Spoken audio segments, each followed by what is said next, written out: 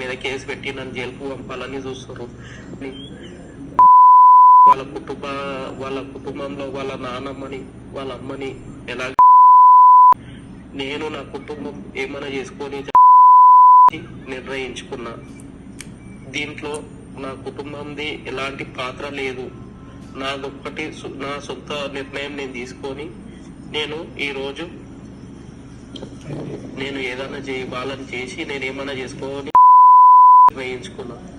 దయచేసి నాకు ఒకవేళ నేను నా కుటుంబం చనిపోతే నాకు భూమి గుట్ట లేదు కాబట్టి ఎలాంటి నా తల్లిదండ్రులకు ఉన్న భూమిలో పెట్టొద్దని నన్ను మా కుటుంబం అందరు నలుగురిని అనాథల లాగా శ్మశాన వాటికలో మమ్మలను కాల్ చేయాలని తెలియజేస్తున్నాను. నాకు ఎలాంటి ఫ్యామిలీ మరియు ఎవ్వరూ లేరు. నేను చేసుకున్న తప్పుకు నేను పురుస్తున్నా. నేను చేసిన తప్పుకు నేనే శిక్షించుకోవాలని నిర్ణయించుకున్నా. వాళ్ళని ఎలాగైనా నిర్ణయించుకున్నా.